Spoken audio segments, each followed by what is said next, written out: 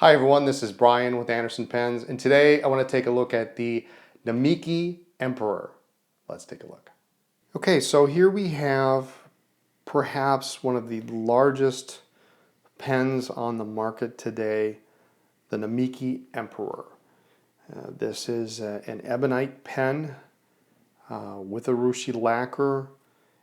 It's a very large pen. And we'll compare it to a couple other pens you may be familiar with or other large pens in just a bit. Because just looking at this right now does not necessarily give you a scope of how large this pen is. This particular one I have here is black with gold trim, and in classic Japanese fashion, it's a bandless design. There's no other trim on the pen other than the clip. It's, to give you an idea, scope in my hand, it goes from the end of my finger all the way to the end of my hand.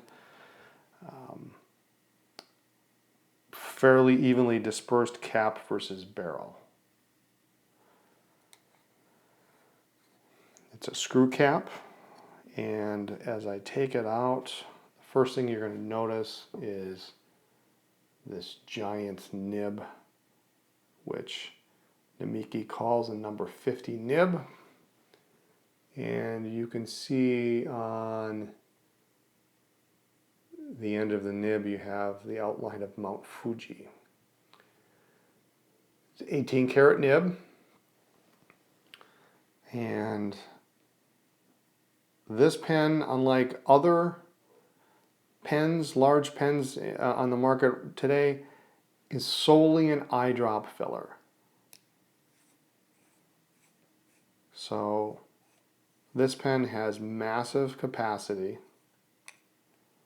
We've got an O-ring here at the end of the section, and that's looking down the barrel. And what you're looking at there is actually the ink shut off. So we can pull this out,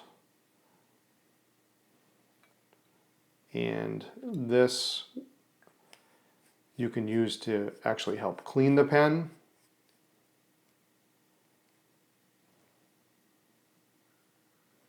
But tightening it down will secure flow, stop flow from the barrel to the section. And as you tighten it down, you notice the gap just disappears. They've done a really wonderful job. It's almost impossible to see the line. You have to look for it to see it. When you're writing, you can unscrew the back end here just a little bit. You don't want to pull it out, but that causes flow to go from the barrel through to the section. And as you can see in my hand, it's a massive, massive pen. Now on urushi pens, it's typically not suggested to post. What Namiki does is, if you see right here, right at the end, up into the inner threads, they put a little felt lining in there. So if for whatever reason you decided you needed to post this pen, you could. If you hold down far by a section, that's how much further back it's going to be. You probably would never post this pen. It's just substantially large as is. But look at that nib, number 50 nib. And if you flip it over, it's got a nice flat feed. There's kind of a view from the side. And this is the broad nib version.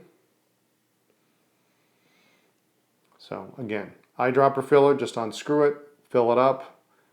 If you want to try to clean it, then you can fill it with water. You can use this to gently force water out. Now let's compare this with what other pens are considered to be large. in the industry today. And I'll start, I've got quite a number here, and then we'll compare to some smaller pens. On this tray here, I have 3 very large pens. I have the Delta Dolce Vita Oversize, the Omas Arco Paragon, and I have a Platinum Izumo, which is also a Rushi lacquer. All rather large pens in their own right. This one is so big it doesn't even fit on the tray. And if you thought the Dolce Vita was big, the oversized, and I don't even have a mid-size here, that's the difference. It's just quite substantial. I would say the Dolce Vita is fairly, the girth is fairly comparable to the barrel size on the Emperor, but that's about it. So on this tray, the Izumo is definitely the biggest. Now we'll come back to the Izumo too. Let's look at some other pens. In this tray here, I have quite a nice selection. I have a Mont Blanc 149, a Sailor King of Pen Pro Gear, the Sailor King of Pen Ebonite, and then I also have the Namiki Yukari Royale, which is quite a large pen. And the 149 is generally seen as to be one of the standards as far as large pens are concerned. But as you see on this tray, it's actually, aside from the Pro Gear King of Pen, which just by its nature of being a flat top pen is a little bit shorter, it's actually the shortest pen on this tray. The King of Pen is a little bit bigger, and the Yukari Royale, if I flip these two around, you get an idea how big this pen is. A hair bigger than the 149. So, taking the King of Pen Pro Gear out of the picture, putting this guy in on the tray, it really makes some of these pens seem not so large anymore. And if we take the Izumo and put that in there, it's still a significantly larger pen. Now, just for fun, let's take these guys away and let's see how it compares to some other smaller pens that are either in my collection or on the market. We'll compare 2 just for fun. This is the Kaweco Lilliput. So that gives you kind of an idea. And we can compare nibs.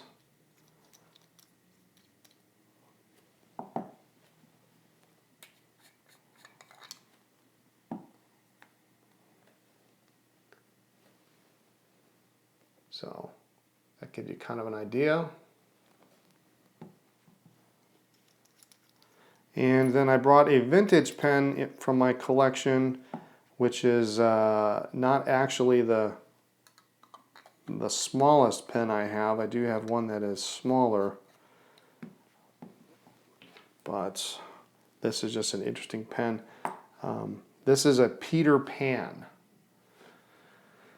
and it has the original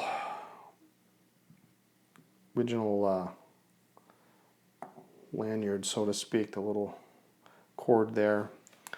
And that's the size, and maybe we should compare. It's actually the size of the cap, this little Peter Pan. And because we can, here's the nib on the Peter Pan. Now this is a 14 karat nib on the Peter Pan.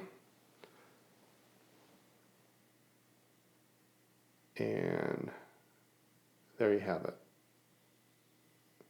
It's just tiny.